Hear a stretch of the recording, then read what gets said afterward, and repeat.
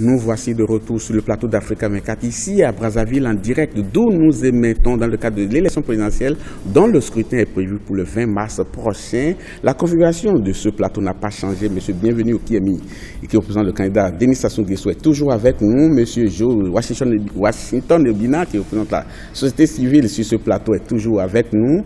Pareil pour M. Dorian Baki Goma, qui représente le candidat Mboussi Ngouari, et puis Nicolas Newtou, qui représente la candidate Claudine Monari. On a parlé de la corruption en milieu judiciaire, mais parlons maintenant de la corruption de manière générale. Comment est-ce que cela se manifeste ici, au point où les indicateurs internationaux ne classent pas très bien votre pays, le Congo? Alors, je vais demander d'abord à M.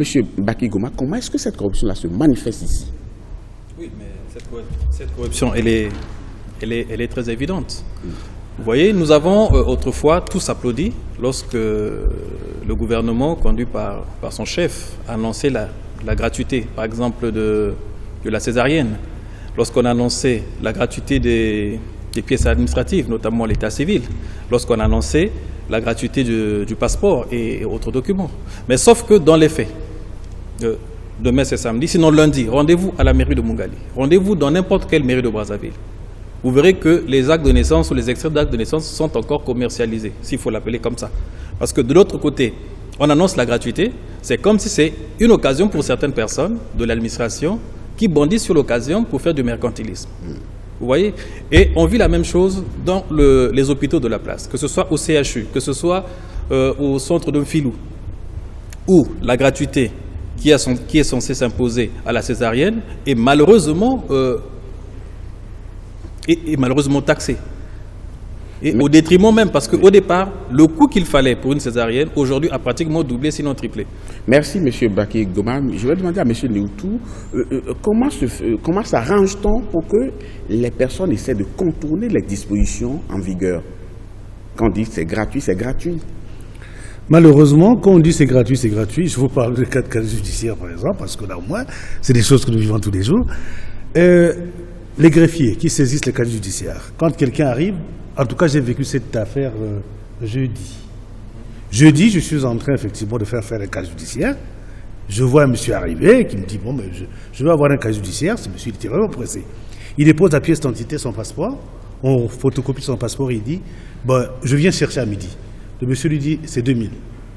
Il dit, mais on m'a dit que c'est gratuit, non? Celui qui saisissait, le greffier qui saisissait, dit, bon, si tu veux que ça soit gratuit, viens saisir toi-même. Ça, c'est des cas palpables. Mais dans le cas d'espèce, la victime a quel pouvoir face à une situation comme ça? Qu'aurait-il pu faire? Il est dans le besoin. En tout cas, s'il a 2000, il va donner. Il ne peut rien. Il va faire recours à qui? La victime n'a pas de choix. Il n'a pas de choix. Vous arrivez dans une mairie, vous avez besoin d'un extrait d'acte de naissance. Et la personne qui doit vous faire l'acte de naissance est en face de vous. Il vous demande 500 francs. Vous faites quoi? Vous repartez à la maison ou vous les déboursez? Je vais demander à M. Okiemi, est-ce que vous êtes quand même au courant de ces faits? Les exemples, on peut en multiplier à foison, hein? Mais est-ce que l'État central est au courant de cela? Parce que j'ai comme l'impression que ça a tendance à devenir une règle désormais, parce que tout le monde en parle facilement, et puis c'est un peu comme si c'est ça la norme. Je vais vous dire les choses de la façon la plus simple. Gérer un État, c'est essayer d'avoir l'information la plus exacte possible sur une situation sociale et y apporter des réponses. Ce qui est décrit là est décrit, tous les Congolais en parlent. Maintenant, cela est révélateur d'un affaiblissement des valeurs morales dans notre pays. Et c'est la raison pour laquelle notre candidat, Denis Sassou Nguesso, pense qu'il faut tout faire pour rétablir ces valeurs morales qui ont fondé ce pays, cette République. Et cela passe par un travail en termes d'investissement dans l'éducation, l'instruction civique, par la reconstruction de la cellule familiale congolaise qui est quelque peu en difficulté. Donc il faudra que nous investissions aussi ce domaine de la famille. Mais pour rétablir ces valeurs morales-là, on mettra du temps. Mais pourquoi on ne punit pas tout de suite? J'arrive justement. Du temps est nécessaire pour cela. Mais il faut enclencher ce processus. C'est la raison pour laquelle nous postulons la marche vers le développement. Donc il faut mettre le pied et y aller. Ensuite, qu'est-ce qu'il faut faire immédiatement? C'est multiplier les mécanismes de contrôle interne et externe. Nous le proposons avec Denis Sassou Nguesso pour faire en sorte que le Congolais qui arrive dans une mairie où on lui dit voilà il faut payer pour avoir un acte de naissance, qu'il sache éventuellement là où aller pour aller se plaindre et que cette institution-là prenne effectivement des mesures de sanction contre celui qui ne respecte pas les lois de ce pays. Mais aujourd'hui encore, on note un certain laxisme. Parce que vous avez pris des mesures qui qu'on ne sent pas sur le terrain. La gratuité de la césarienne. Pourquoi les gens payent encore ? C'est ce que je suis en train de dire. Oui. À l'hôpital général, la nouvelle directrice générale, dans une démarche dynamique, prendra des mesures nécessaires. Vous avez dit. Ça fait très longtemps que cette discussion. On a déjà commencé. Hein? Oui. La nouvelle vient d'arriver, donc donnons-lui le temps de s'installer quand même. Elle va prendre les mesures nécessaires contre chaque médecin qui irait contre cette mesure-là.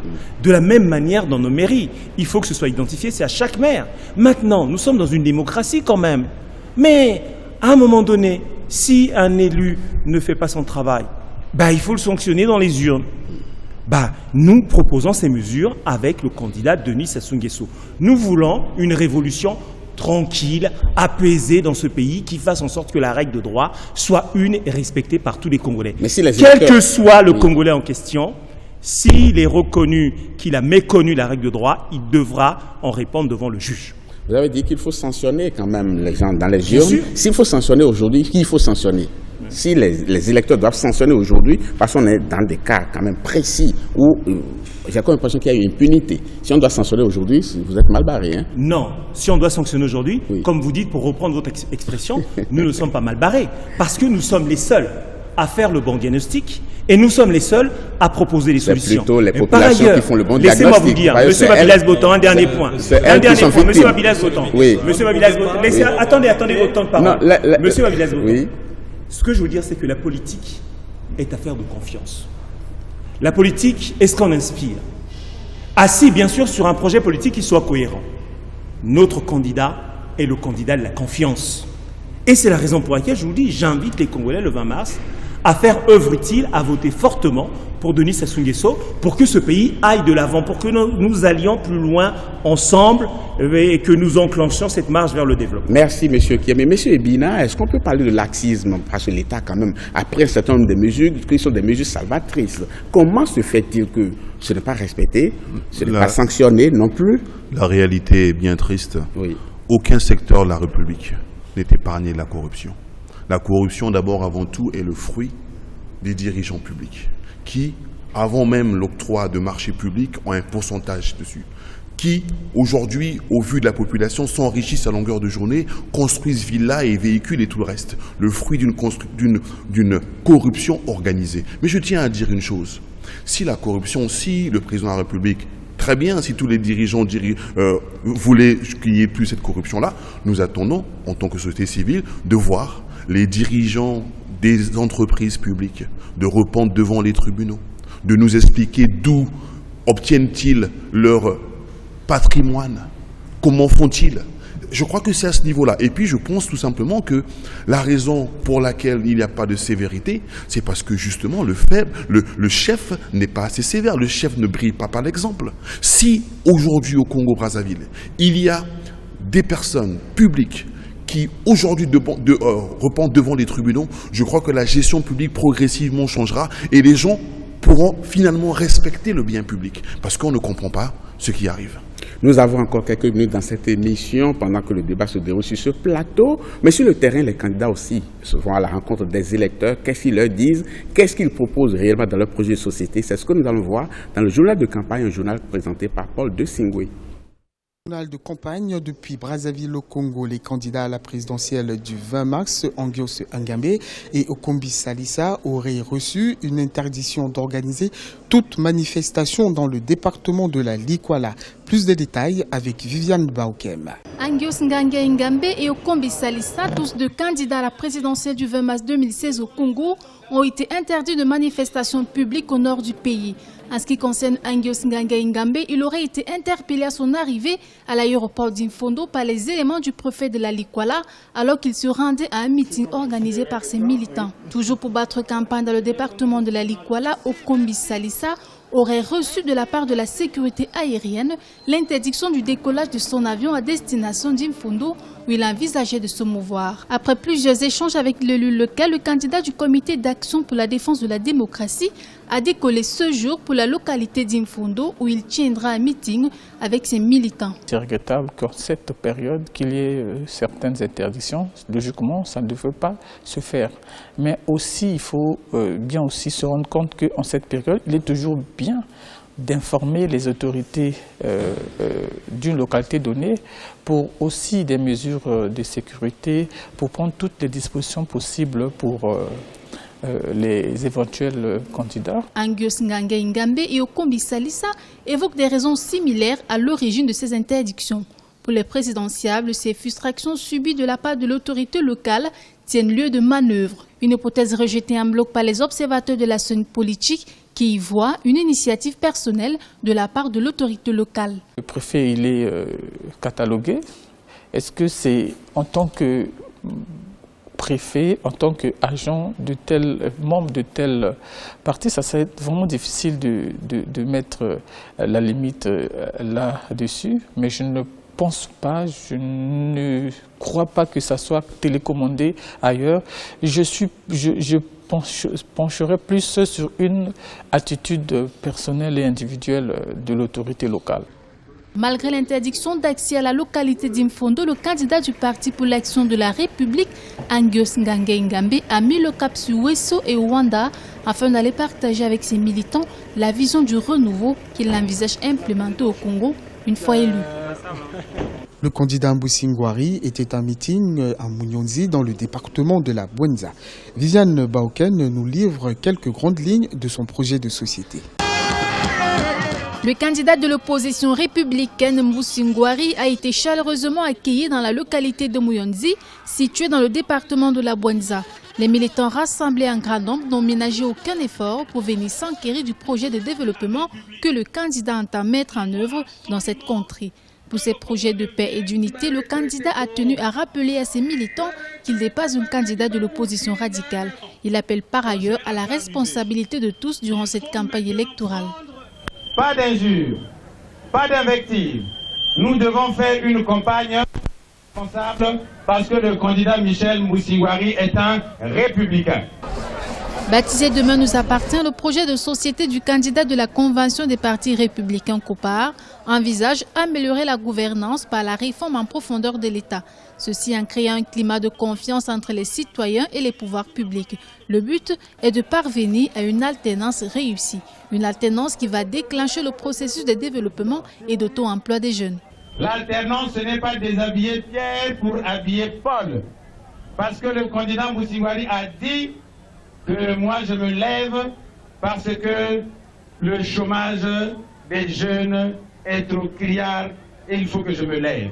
Peuple congolais, lèvons-nous. Après le meeting de Muyonzi, le candidat de la Convention des partis républicains a parcouru plusieurs autres localités du département de la Bwenza à la quête des électeurs. En marge de la campagne électorale, le candidat Okombi Salisa a offert aux populations de Brazzaville ce 11 mars un test de dépistage du taux de glycémie. Une opération séduction à quelques jours de l'élection présidentielle. Suivez le reportage de Deva Panzo.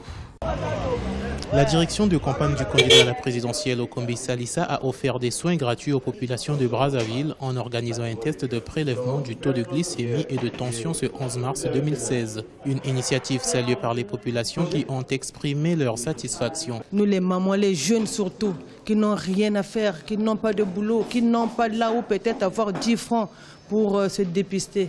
Aujourd'hui, on est appelé à faire ces gestes-là. Vraiment, nous le remercions. Et si le bon Dieu pouvait encore le tenir jusqu'aux élections, qu'il va un peu plus loin, vraiment, ça serait une bonne chose parce que nous voulons un grand changement dans ce pays. Cette activité réalisée en marge de la campagne électorale a permis un rapprochement entre l'équipe d'Okombi Salisa et ses potentiels électeurs. La direction de campagne d'Okombi Salisa a choisi la glycémie parce que la vérification du taux de sucre est l'un des examens que les populations de Brazzaville privilégient dans les hôpitaux. Nous avions organisé le prélèvement du taux de glycémie et de tension pour aider la population, pour pouvoir aider la population congolaise. Nous avons pensé que ce sont, disons, les éléments que nous prélevons en priorité, même lorsque nous arrivons à l'hôpital. Les organisateurs de ce test ont offert cette gratuité en cette période électorale parce qu'ils auraient constaté le risque de diabète chez plusieurs Congolais. En cette période de campagne électorale, cette action apparaît comme une opération de séduction. À présent, Deva Panzou nous livre le portrait du candidat Okombi Salissa, président du parti politique CADD. André Okombi Salissa est un homme politique congolais.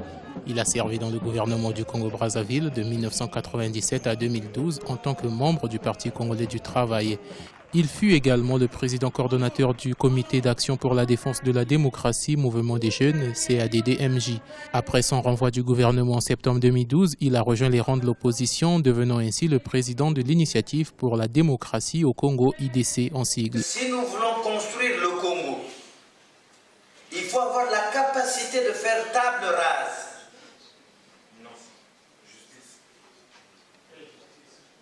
Mais la table rase, cela ne veut pas dire que quand on fait table rase, il n'y a pas la justice.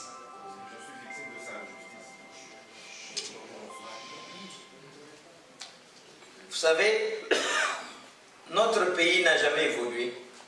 Okombi Salissa est né le 24 septembre 1961 à Lekana, dans le département des Plateaux.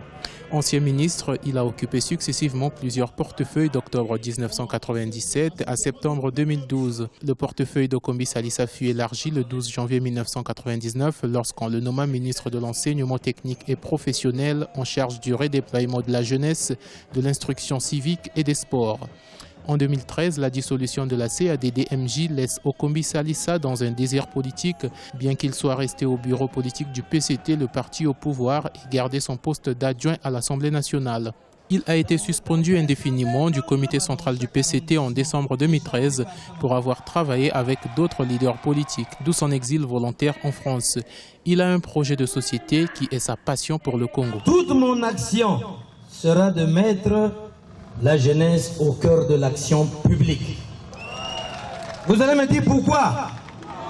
Pourquoi? Parce que la jeunesse, c'est la force dynamique, c'est la grande énergie, sans laquelle on ne peut pas construire la maison Congo. Parce que la jeunesse, dans tous les pays, pour se développer, il faut la force productive. La jeunesse symbolise la vraie force. La jeunesse symbolise la révolution. Le samedi 30 janvier dernier, il dit avoir annoncé sa candidature à l'élection présidentielle du 20 mars en réponse aux nombreux souhaits du peuple. Après 15 ans de service au sein du gouvernement Denis Sassou Nguesso, Okombi Salissa sera face à son ancien mentor. C'est la fin de ce journal de campagne. Merci de l'avoir suivi. À très bientôt pour une nouvelle. Nous revenons sur ce plateau pour éplucher les toutes dernières minutes de cette émission. Émission en compagnie, bien entendu, de représentants de la société civile sur ce plateau et également les représentants des candidats, de trois candidats à l'élection présidentielle du 20 mars prochain. Je profite de l'occasion pour dire aux chers téléspectateurs que ce ne seront pas seulement les représentants des candidats qui sont attendus sur ce plateau. Les candidats eux-mêmes viendront. Ils viendront et je peux vous rassurer que certains ont déjà marqué leur accord pour venir. Il s'agit, et tenez-vous bien, il s'agit du candidat Denis Sassou Nguesso qui, normalement, devrait être sur ce plateau le jeudi prochain. Ne ratez surtout pas cette occasion. C'est tout à l'honneur de M. Bienvenu qui est mis, qui représente le candidat Denis Sassou Nguesso sur ce plateau.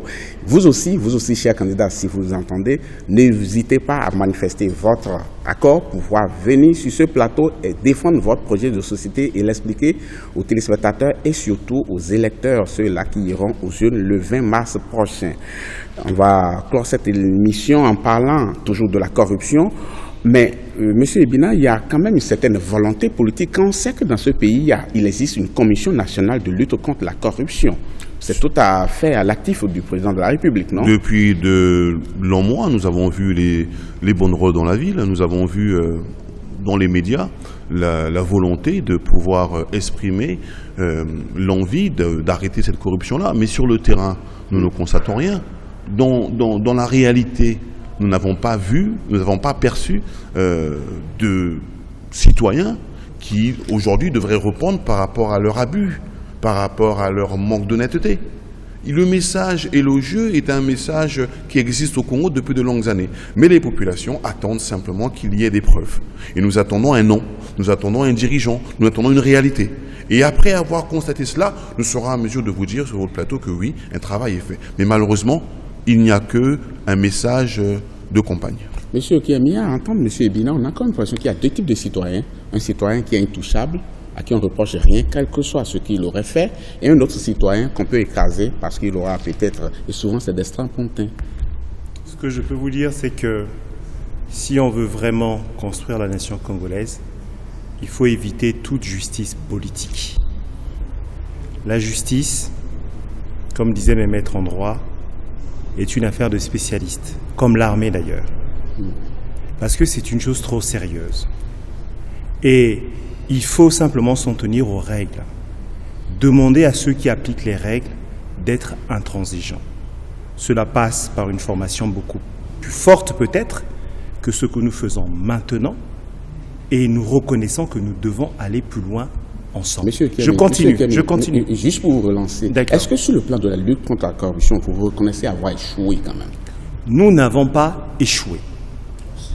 Par contre, ce qui est certain, comme partout dans le monde, ici ou là, il y a des faits de corruption. C'est la réalité. Mais ailleurs, c'est puni. Mais apparemment, ici, on ne punit pas. Mais attendez, vous savez, dans ces affaires-là, il ne faut pas de fantasme. Parce que le fantasme voudrait que le Congo soit un pays qui soit en dehors des règles de droit. Mais les règles existent dans ce pays. C'est un pays démocratique. Maintenant, c'est à chaque contribuable de saisir son avocat, de faire valoir sa subjectivité.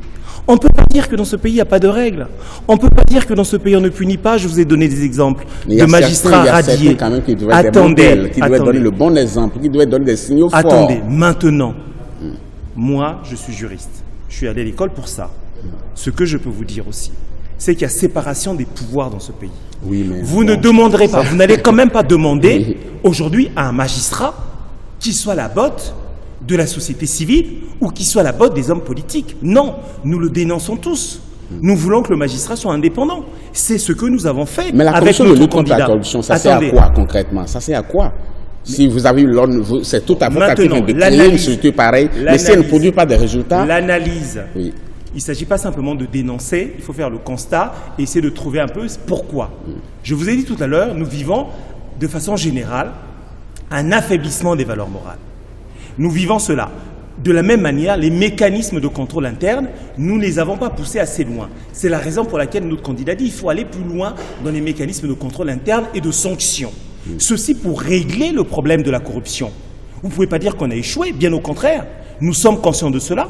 Nous avons proposé des solutions depuis la fin des conflits dans ce pays. Et nous continuons encore à prendre des mesures.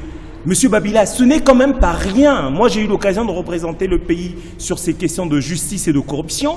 On a quand même avancé des rapports. Ces rapports ont été validés par des grands juristes internationaux. Et on ne va pas revenir dans ce pays pour dire voilà tout ce qu'on a fait n'a jamais existé alors que cela a été validé par des juristes. Attendez, la réalité est quand même ce qu'elle est. Les faits sont les faits. À moins qu'on veuille, à moins que vous vouliez, peut-être pas vous certainement, certains, pas non plus mon compatriote, certains veulent faire de ce pays un pays où on ne parlerait que politique, où tout serait politique. Mais non! On construit un pays sur la base de la règle de droit. Ce n'est pas ce qu'a dit M. Ebina. Ça n'a pas été l'idée de M. Ebina. M. Bakigoma. Non, ce n'est pas son idée, mais c'est rappeler que vous ne pouvez pas avoir une justice politique dans un pays. M. Bakigoma, la commission de lutte contre la corruption, est-ce qu'elle produit encore des résultats? Est-ce qu'elle sert encore à beaucoup de choses? Pour savoir si elle produit des résultats, il faut qu'il y ait un rapport d'activité. Il faut qu'il y ait... après exercice, un point fait à l'intention de la population. Il faudrait qu'on nous dise qu'est-ce qui a été fait, qu'est-ce qui reste à faire. On a eu combien d'interpellations depuis là? On a eu combien de dossiers traités depuis là? C'est à cela qu'on jugera de l'efficacité d'une commission. Sinon, elle ne fait que meubler le décor. Monsieur Lioutou, cette commission-là, quel est votre regard sur son travail? En tout cas, pour moi, c'est des caisses de résonance. C'est des caisses de résonance simplement parce que l'État a eu l'intention, c'est des simples intentions. On dit, bon, on va mettre une commission nationale de lutte contre la corruption, on va un observatoire de lutte contre la corruption, et tout ça, sur les faits, on ne les vit pas. On ne le sent pas. Je voudrais qu'on finisse cette émission en faisant un tour de table, un dernier tour de table, et ça vous servira à dire ce que votre candidat aura voulu faire sur le plan de la lutte contre la corruption. En tout cas, sur la lutte contre la corruption, Nous nous braquons parce que nous connaissons déjà les chiffres du Congo. Nous savons que le Congo est un pays hautement corrompu. Et nous avons des propositions. Les propositions que nous avons sont des propositions claires. Nous lutterons par des mécanismes qui sont des mécanismes réguliers. Donc, on mettra la bonne justice, comme je vous l'ai dit. La justice avec les gens qui sont capables. Il faut punir, sévir, savoir punir. Le moment venu. Mais dans la punition, on peut régler des comptes aussi. Hein? Non, pas du tout. Pas toujours régler des comptes. La chasse aux sorcières, je veux dire. Mais non, pas la chasse aux sorcières. Merci, M. Nioutou. M. Goma, qu'est-ce que votre candidat va faire pour lutter efficacement contre la corruption? Nous pensons que la question de la corruption est d'abord une question d'homme, question de moralité. Et donc, la refonte de l'homme est essentielle. Vous rejoignez le ministre le rejoindre des valeurs morales. Oui, les valeurs morales ont été perverties par un système qui est aux abois. C'est pourquoi nous pensons... Aux abois, vous avez dit? Aux abois. C'est pourquoi nous pensons que l'alternance est essentielle. Il faut partir sur de nouvelles bases avec de nouvelles personnes, avec de nouveaux acteurs. Merci beaucoup, M. Baki Goma. M. Ebina, en écoutant tout cela, c'est vrai que vous n'avez pas de candidat, en tout cas sur ce plateau, à défendre. Mais il faut faire quoi pour éradiquer la société civile reste dans sa transparence, mais nous demandons simplement qu'il y ait plus de concrétisation des propos politiques. Nous nous demandons souvent pourquoi créer des commissions de lutte contre la corruption lorsque la justice devrait faire son travail. Ce sont plutôt des commissions qui sont là pour appauvrir le contribuable congolais, des commissions qui sont plutôt là. On aurait pensé que c'était des commissions qui devraient servir d'un travail pédagogique, mais sur le terrain, on n'a pas l'impression qu'il y a un système qui est rattaché à ça pour qu'il y ait de la justice claire. Nous demandons simplement, en tant qu'organisation de la société civile, qu'il y ait la transparence et qu'il y ait la liberté. Nous demandons qu'il y ait la liberté individuelle, qu'il y ait la liberté des populations, des libertés des candidats, pour que tout le monde puisse prévaloir, exprimer ses opinions. Merci beaucoup, M. Joe Washington Ebina. M. Okiemi, à vous la parole pour nous dire, est-ce que vous allez continuer par faire comme vous le faisiez, ou bien vous allez changer votre fusil d'épaule par rapport à la lutte contre la corruption? La société change à chaque instant, d'année en année. Donc nous sommes obligés aussi de nous adapter à l'évolution de la société. C'est la raison pour laquelle notre candidat propose des mesures qui sont en phase avec l'évolution de cette société-là et en phase aussi avec l'évolution du droit applicable en la matière. C'est la raison pour laquelle, mesure simple, on va augmenter les moyens de contrôle interne et externe au niveau de chaque administration pour déceler ce qui ne va pas et sanctionner immédiatement. En même temps, on va mener une politique plus forte en matière de nombre de juges, pour qu'ils puissent juger plus rapidement parce que délestés d'un trop-plein de dossiers. Par ailleurs, nous allons mener une politique encore plus forte pour rétablir les valeurs morales dans ce pays. Nous allons aussi mener une politique très forte en matière de décentralisation. Là encore, pour que le contribuable congolais soit au plus près des décisions qui sont prises et qui le concernent, qu'il puisse les dénoncer et donc on puisse les corriger le plus rapidement possible. Ce que je veux rappeler aux Congolais. Et finissez là-dessus, je vous en prie. Oui. Du temps aura été nécessaire, on a fait les réformes nécessaires. Aujourd'hui, notre pays est respecté internationalement dans le domaine de la justice. Il faut le dire. Tous ceux qui disent le contraire, c'est de la politique. Et on ne peut pas avoir une justice politique dans un pays. Nous sommes contre cela. Nous voulons simplement une application des règles de droit, simplement. Et que chacun fasse son travail. Le juge, l'avocat, l'État est là pour organiser le cadre. Nous l'avons déjà fait, nous allons encore l'approfondir. Dernier point pour dire que le candidat de la confiance, je le rappelle, le candidat de la confiance, on le voit bien ici, on parle de justice politique. Le candidat de la confiance, le candidat de l'unité, c'est Denis Sassou Nguesso. Et il faut voter Denis Sassou Nguesso le 20 mars en masse. L'appel est entendu, sera-t-il suivi des faits? On verra au soir du 20 mars. En tout cas, chers invités, merci beaucoup d'avoir été des nôtres pour cette émission. Nous allons définitivement refermer cette émission. C'était un énorme plaisir pour moi de vous avoir pour cette émission avec un débat aussi animé. Je vais céder mon fauteuil tout à l'heure à Thierry Ngongan avec les experts. Ils vont décrypter ces 90 minutes d'émission. En tant que, quand vous interviewez sur ce plateau, sachez qu'il y a d'autres personnes qui porteront des regards assez critiques là-dessus. En tout cas, je l'ai dit a posteriori, à bon entendeur. Salut. Le thème de demain, ce sera développement agro-pastoral et autosuffisance alimentaire. Développement agro-pastoral et autosuffisance alimentaire, chers téléspectateurs. Vous pouvez déjà commencer par envoyer vos réactions, poser des questions et faire des propositions aussi, ce serait très bien pour que nous puissions nous en servir pour préparer cette émission. Merci beaucoup. Ainsi s'achève cette émission. Merci beaucoup de l'avoir suivi. Prochain rendez-vous demain pour un autre numéro.